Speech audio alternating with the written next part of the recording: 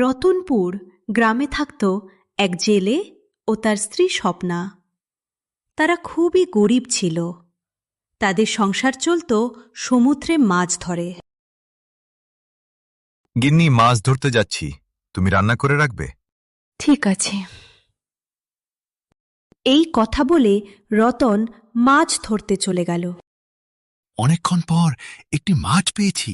জেলে ভাই, আমাকে ছেড়ে দাও, আমি একটি জাদু মাছ।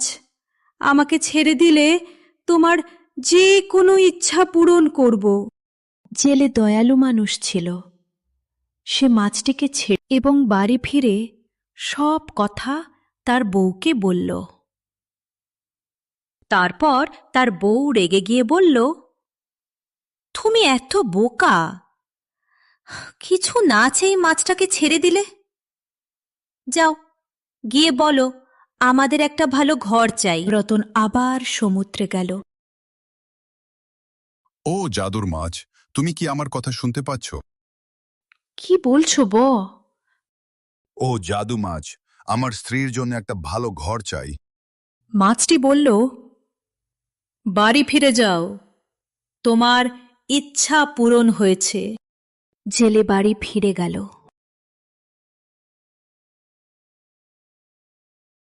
জেলে বাড়ি ফিরে দেখে তাদের কুঁড়ে ঘরের জায়গায় সুন্দর একটি পাকা বাড়ি।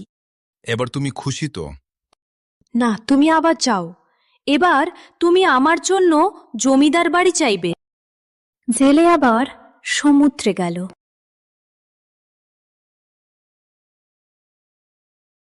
ও জাদুর মাছ, তুমি কি আমার কথা শুনতে পাচ্ছ? বলো বন্ধু, কি চাই এবার? এবার আমার বউয়ের জমিদার বাড়ি চাই। বাড়ি ফিরে যাও, তোমার ইচ্ছা পূরণ হয়েছে।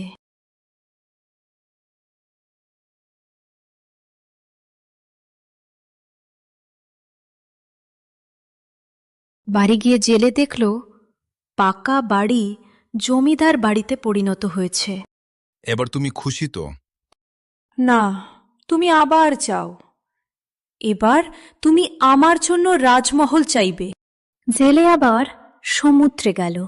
আমার স্ত্রীর এবার রাজমহল চাই। বাড়ি ফিরে যাও, তোমার ইচ্ছা পূরণ হয়েছে।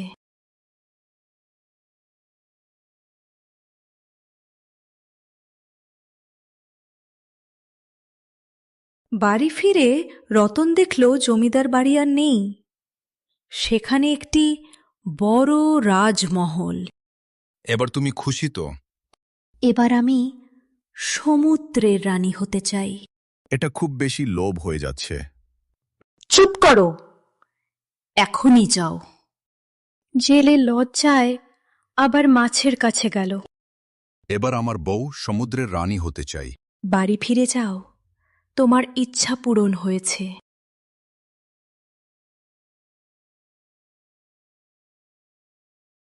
বাড়ি ফিরে জেলে দেখল তাদের ভাঙা বাড়ি। দেখলে তো, অতিরিক্ত লোভ করার ফল। আমি বুঝতে পেরেছি আমার লোভ করার জন্য আমাদের এই অবস্থা। এই গল্প থেকে আমরা শিক্ষা পেলাম, অতিরিক্ত লোভ মানুষকে সর্বশান্ত করে।